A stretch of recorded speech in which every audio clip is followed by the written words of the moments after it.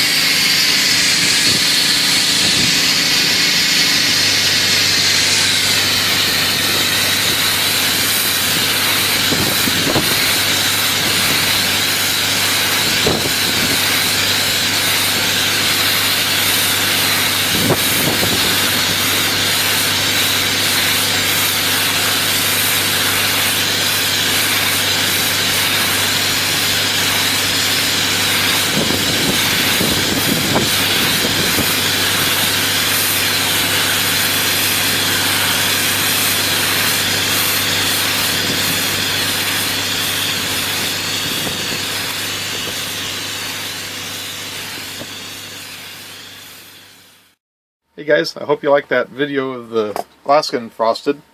So what I'm going to do today is I'm actually going to test to see if it actually works.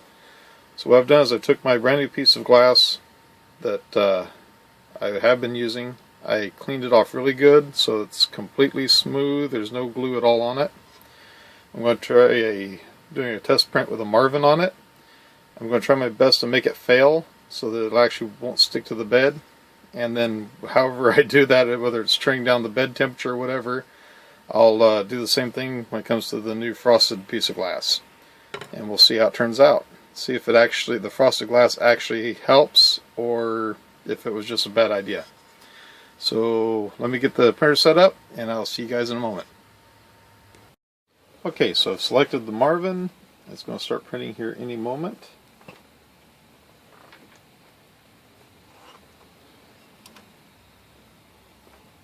Find my little tool here so I can pull the filament off the nozzle.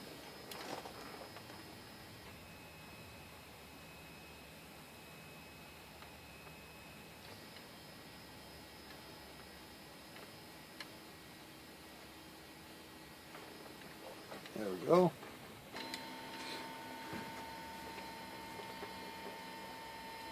Okay, as soon as it starts to print the first layer, pull that little nerd off of there. As soon as it prints the first layer, I'm going to go ahead and turn the bed temperature down to 30 to give it the best chance in the world to fail. So currently it's at 60. I'm going to select tune, go to bed, I'm going to drop it down to 30.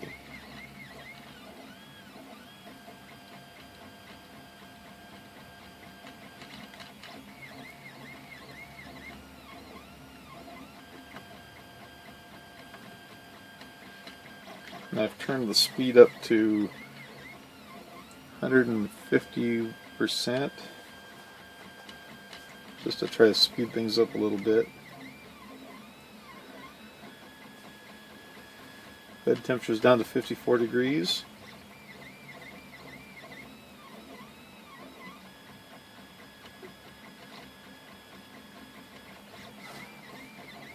$52 degrees.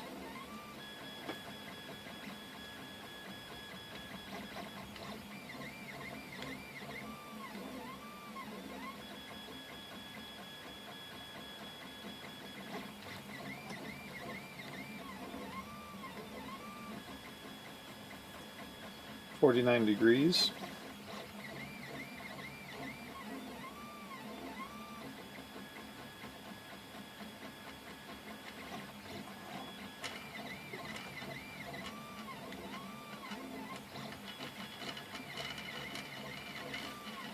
And if you're hearing a rattling, that's the lead screws for the Z-axis.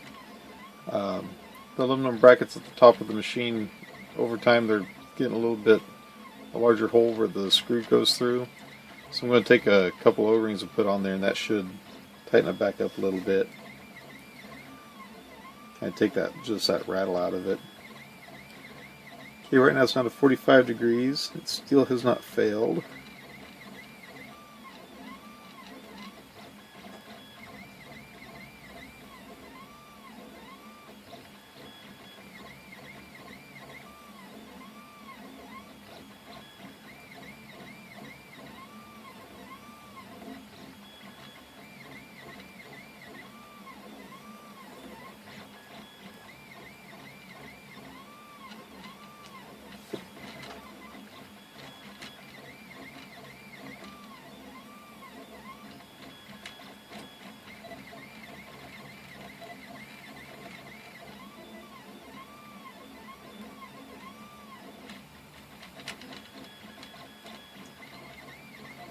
It's down to 42 degrees on the bed temperature.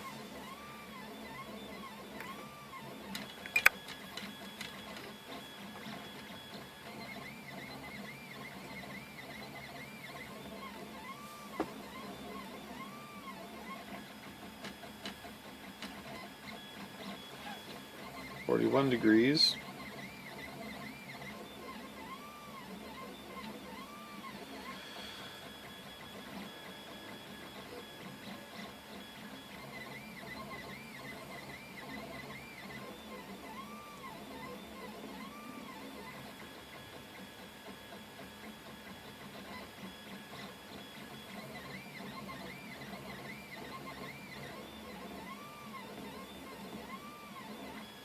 Why is it when you want something to fail, it doesn't?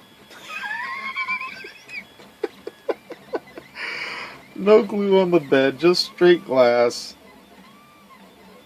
Down to 39 degrees on the print bed, and it still hasn't popped loose yet. Now, usually by now it's already popped loose.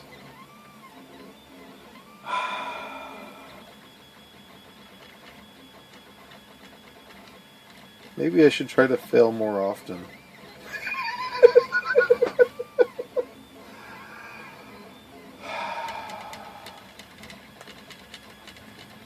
It's down to 37 degrees.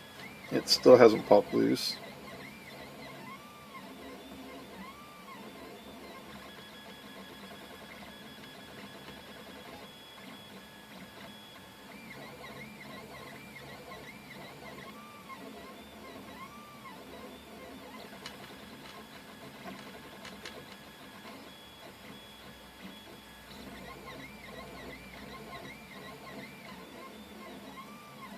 $36 degrees.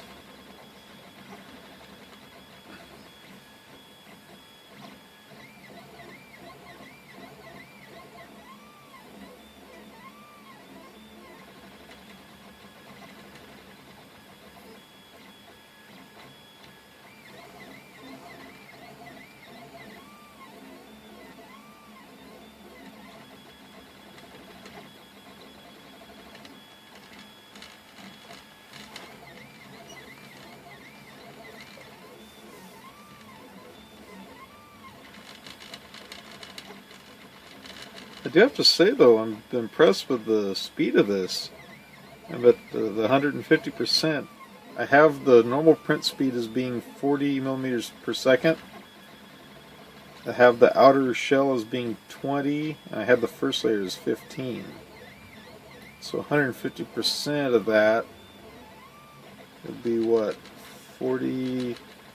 60 millimeters per second normal print speed.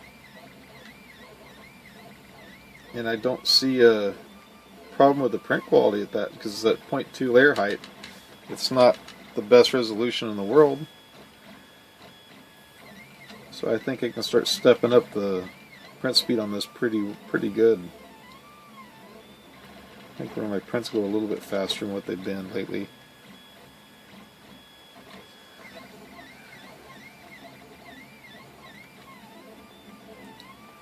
Well, it's at 33 degrees on the bed temperature and it still hasn't failed.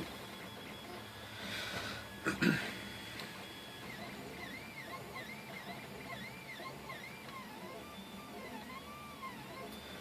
wonder what other model I can print that would make it fail.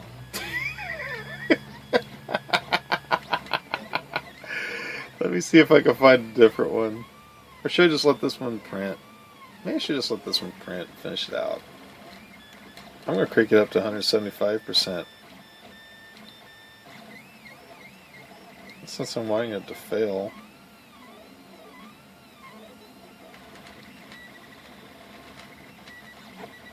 $175 right there.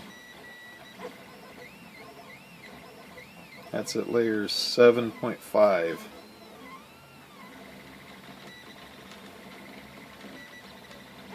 If all that shaking's not going to make it pop loose, I guess nothing will.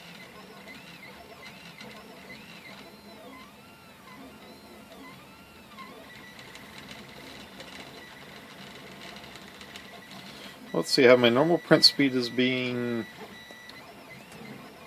40 millimeters per second. I'm at 175%. So if I take it to 200%, that'd make it 80 millimeters per second print speed. Let's see if it'll do it. 195, 200. So that would be 80 millimeters per second print speed. It'd be 40 millimeters per second outer shell.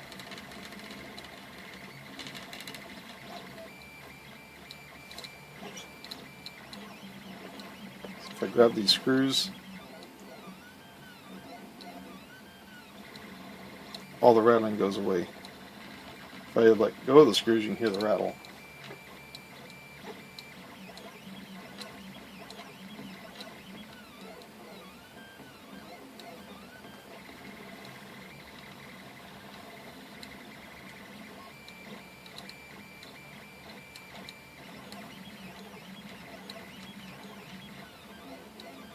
As far as print speed goes, I don't think I want to go over that much. But so far I don't see a difference in print quality. It still looks the same as it did before. I don't see a change in the layers.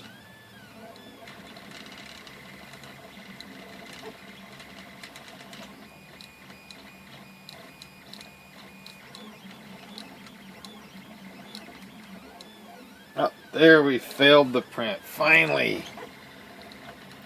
Okay, so now we're going to go ahead, we're going to stop the print, prepare auto home.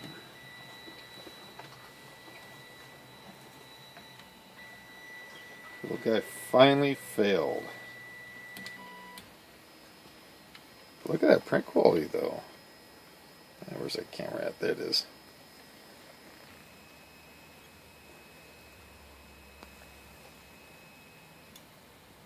.2 layer height. You can't tell a difference. Let me get something sharper. You can't tell a difference in the print quality from, say, there to there, where I increase the speed. I'm definitely going to be increasing the speed on this. Okay. So let me go ahead and change out the glass, re-level the bed, and then we'll see what it does with the frosted glass and see if there's any difference in the way it holds. Okay, so the frosted piece of glass is now on the print bed. It's been re-leveled using the single sheet of paper, like I always do. I've already selected the Marvin, so it's preheating right now. So while it's preheating, let me go ahead and explain what my idea is about this. From the day one, whenever I first got the printer, the first thing I thought about doing was doing this to the glass. The only thing that stopped me was I thought it was tempered glass. And I can't pronounce, I don't know exactly how it's pronounced, but it's not really tempered glass. Now when you sandblast tempered glass, it will shatter. It'll just turn into 1,000 little pieces, and that's the end of that. That's the reason why I didn't want to do it to the sprint bed. Until this piece of glass started getting little hunks coming out of it. And when that happened, I thought, well, I need to replace the glass anyway. I had nothing to lose, so I went ahead and decided to go ahead and frost it just to see how it turned out. And as you can see from the original video, it frosted pretty good. Okay, there it's going. It frosted very easily, just like a normal pane of glass would.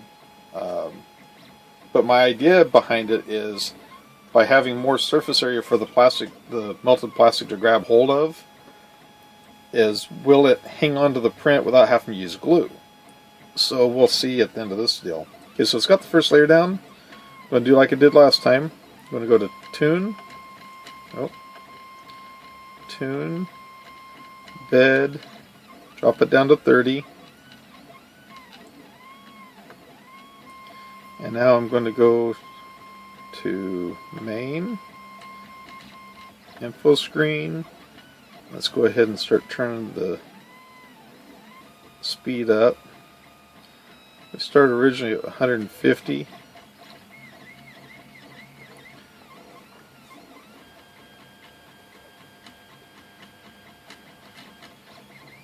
So the bed temperature is starting to drop down. It's down to 56, so it's slowly dropping. Same as the last print. So the goal with this one is, if it completes the print entirely, I'll know that the frosted glass might be an option. If it does not fully complete, then I'm not even going to worry about continuing on with that. It's just a experiment I'm wanting to do, just to see if it will work. As far as going out and buying a brand new piece of glass for $18 and taking it to your local sandblaster or bead blaster or whatever to have it done, at this point I honestly don't know if it'd be worth it, and I'm not responsible if you buy a $18 piece of glass and it breaks.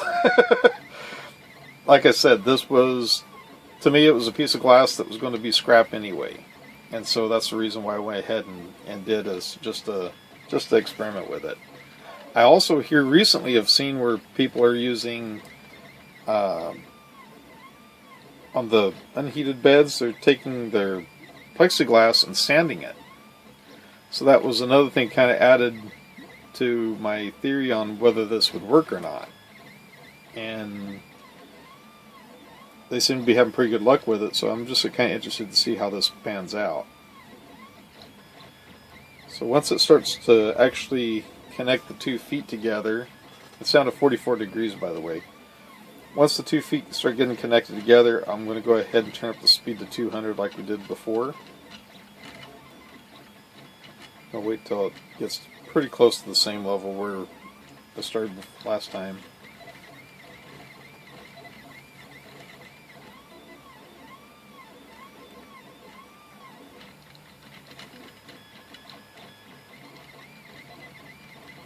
Kind of checking out 2 things at the same time with the same video, and that's, will frosted glass make a difference in holding onto the print without glue, and can my printer print at a higher print speed without any problems in print quality. Because once again, the whole reason why I started turning down the print speed was because of my Z-wobble issue, and I thought that that would improve the print quality, which it does. Don't get me wrong. Slowing down your printer greatly improves print quality, but for the problem I was having, it made absolutely no difference in it. The Z-banding was always there, no matter what temperature I printed at, what speed I printed at. Everything helped, but it didn't stop it. The brackets, of course, helped out a tremendous amount. It's made a huge difference in it. I no longer have the Z banding in it, so that's makes me really happy. Now it's just a matter of, can I start turning the speed up, and what speed is going to be the best for to keep the print quality. Okay, so I'm going to go ahead and turn it on up to 200%.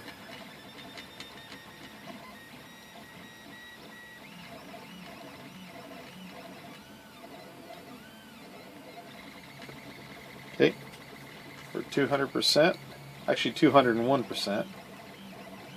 Print bed's down to 37 degrees Celsius. So now the question is, will it go beyond that point right there? Let's move that back here, I guess, as a comparison. Will it go past that point without breaking loose?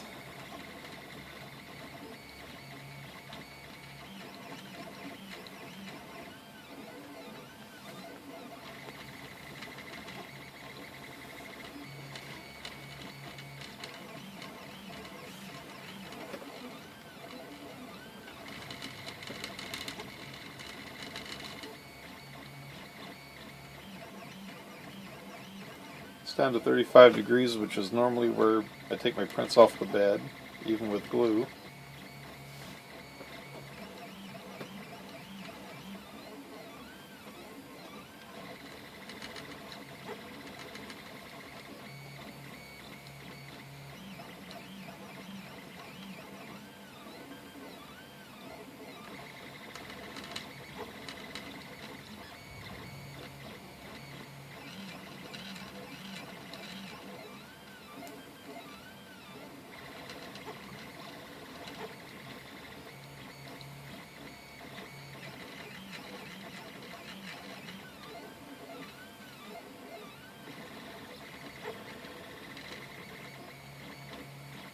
It's down to 34 degrees.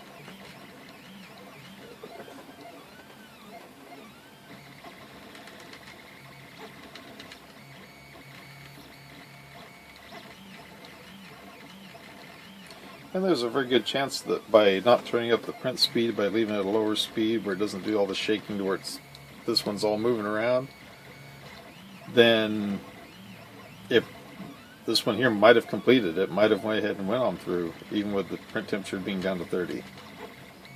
But at least we know where the fail point was for it. Now it's just a matter of where the fail point's going to be for that one.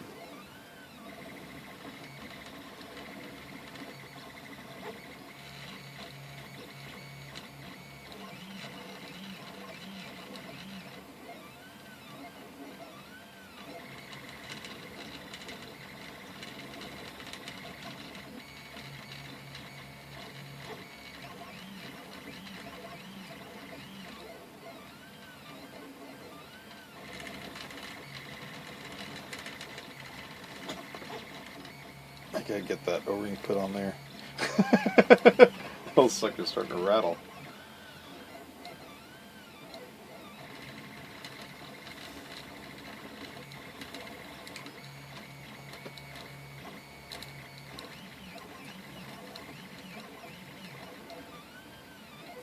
We're at 8.3 on the layer height. That's millimeters, of course.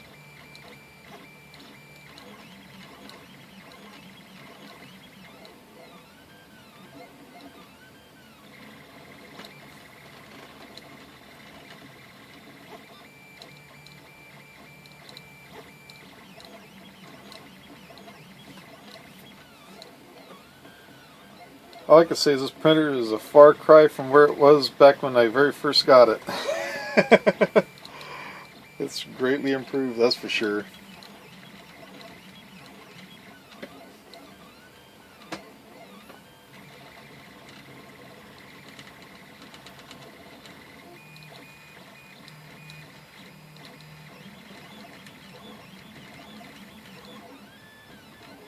So once again at 200%, that would be 80 millimeters per second print speed and 40 millimeters per second shell speed for the settings I've got.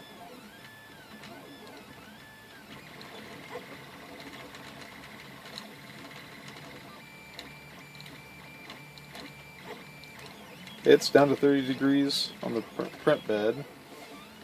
I think it is right. I think it's right at the level where this other one failed. So once again, the question is, will it complete the print without failing? If it does, then I'm going to start using this piece of glass and just see if my prints actually stay stuck or if they start lifting.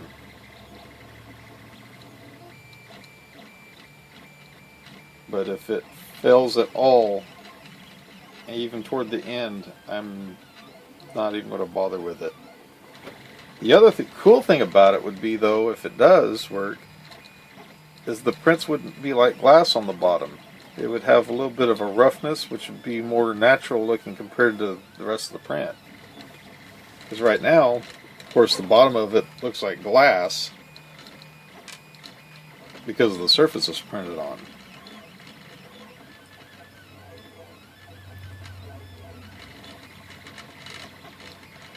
Yeah, it's far beyond where this one failed. It's a good 4 or 5 layers above it now.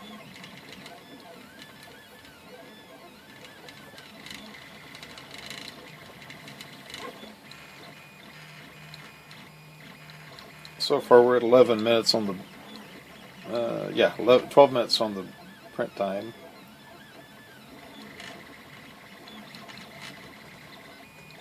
At 100% print speed, it was supposed to be finished in 36 minutes, I believe.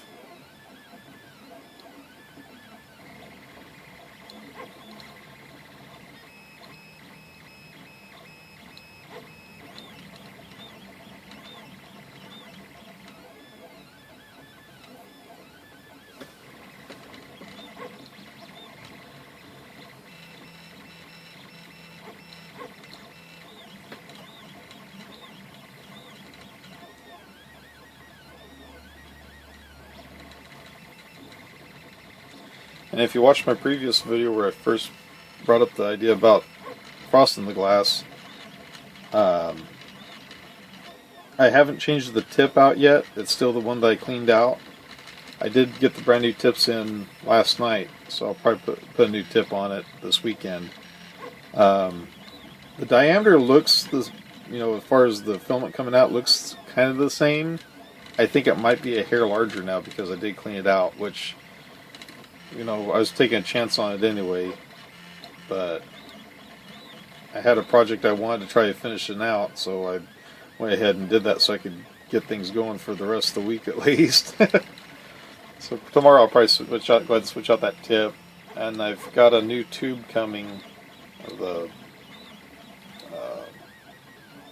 part that's got the Teflon tube in it. I've got a brand new one on its way, and right now it's still printing fine. I did have to change my retraction settings a little bit after that, because of course the filament now flows through easier than it did before. So I just had to change the retraction settings a little bit, and it seemed to work out alright. Once again, that's another one of the things that it's only in an extreme case I would recommend doing that kind of clean out on it. It worked out for me, but it may not work out for anybody else. We're at 14 minutes. Still at 30 degrees on the build plate.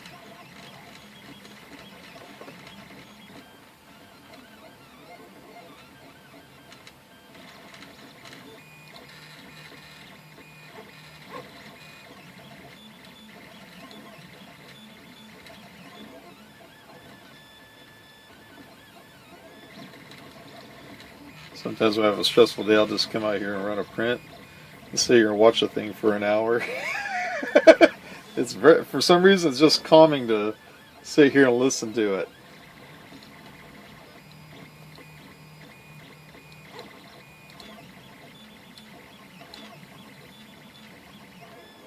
And it's just cool watching something just come from what looks like weed whacker line just appear as something that you saw on a computer screen just a while earlier. It's just really cool to watch it. And he's getting his eyes printed right now.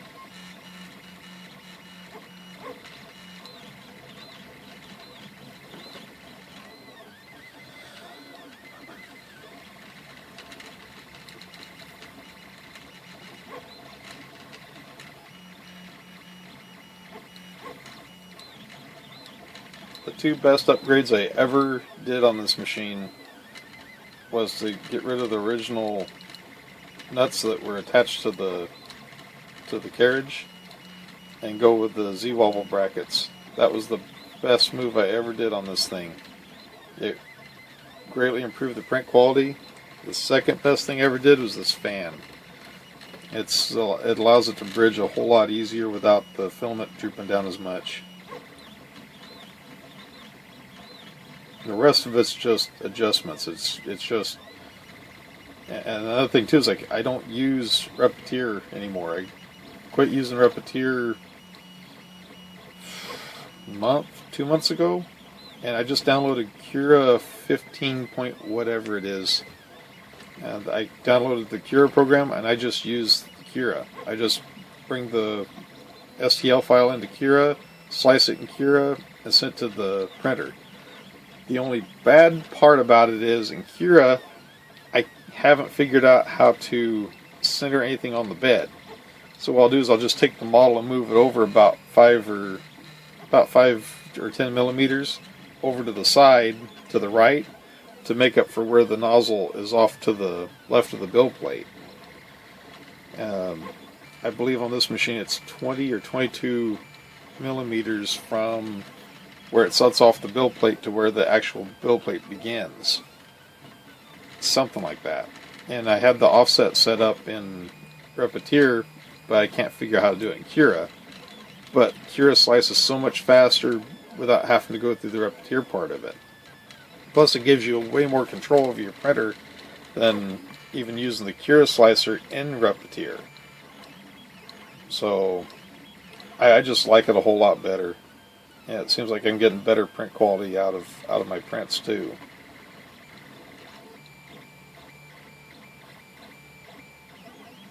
I mean, Slicer is a great program, and I might go back and try a couple models in it just to see how it turns out. Now that I've, kind of adjusted the machine a little bit better and got it where it's printing at a higher quality. But hang on for a second. There we go. It's my alarm telling me I got to get ready for work.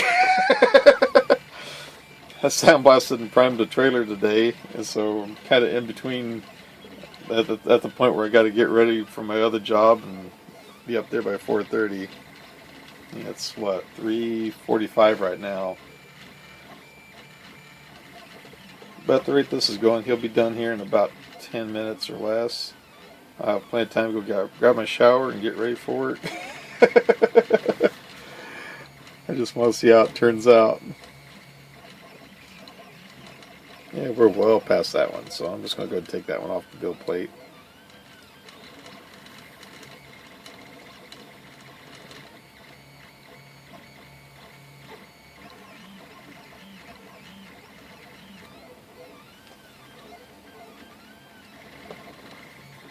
I have to say, if you go back, in fact, I'll put the link right now.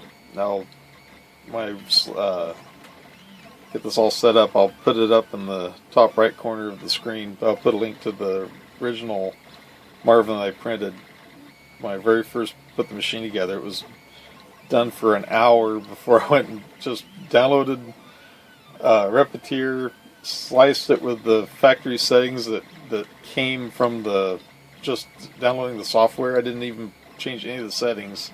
I just downloaded the STL file from Thingiverse, sliced it in the slicer, threw it on the SD card, ran in here and printed that model. So it didn't have the right print temperature, it didn't have the right bed temperature, it didn't have the right speed. Just everything that could be wrong with that little Marvin was wrong with it. So that was what, February 14th? And today is what, the 29th of April? I'll probably have this video up Wednesday of next week. But it's just, the more you play with it, the more you learn. That's one thing I gotta say is, if you get one of these, don't give up. Just play with it. Don't take it too seriously. If these things were commercial grade, you could walk into Walmart and buy one. They're not to that point yet, but I've got to tell you, they're getting better and better. Every model that comes out, they're just getting more things dialed in on them. Probably 5 years from now, you can walk into Walmart and pick up an HP or something like that.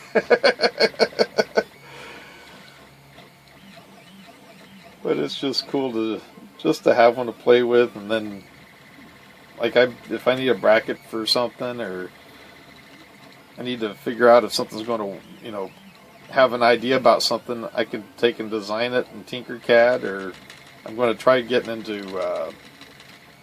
that Autodesk Fusion. I'm going to try learning that here shortly.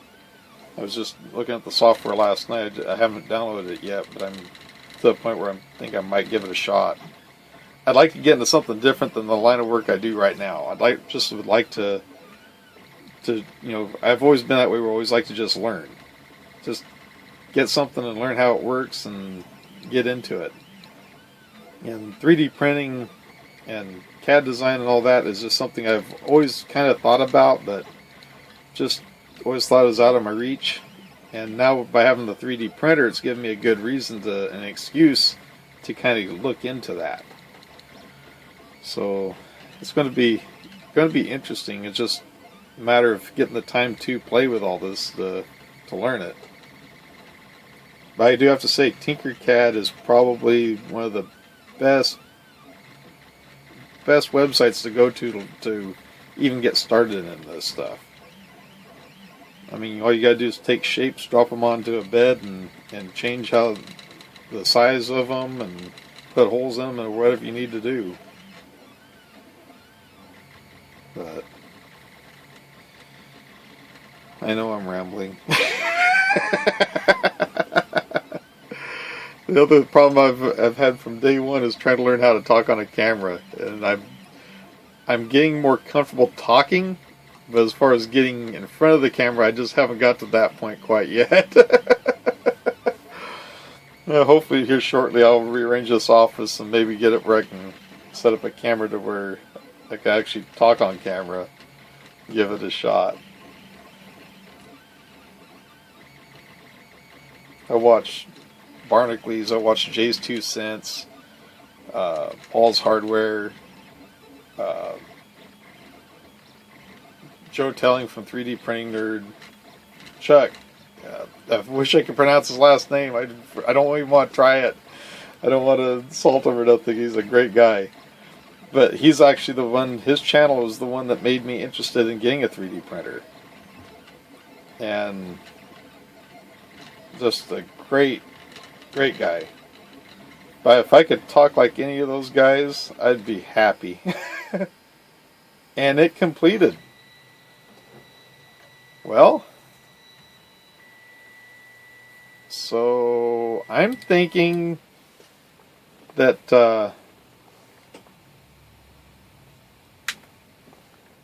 there might be something to the frosted glass. And it was stuck. As you can see, the feet on it, let me get it where you can actually see it. The feet on it are not like glass. Let's see, there we go. It is textured. The print quality, though, was great. For as fast as it was printing, I probably wouldn't print exactly at that speed, but I have to say, he turned out pretty good. Look at his eyes. There's no droop under at the top of the eyes. There's no droop in the plastic. Up here, you can tell where there's some stringing between where it was filling in. The loop turned out. what I would definitely do is I would go in and change. Reset the settings for the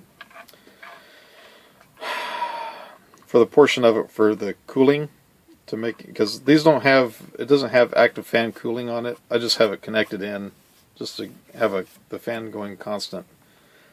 But you can change the time it takes for the between layers and get it where it actually slow up. And by bypassing that part of it by just driving up the speed on the printer itself, yeah, I'm sure it bypassed the cooling between layers.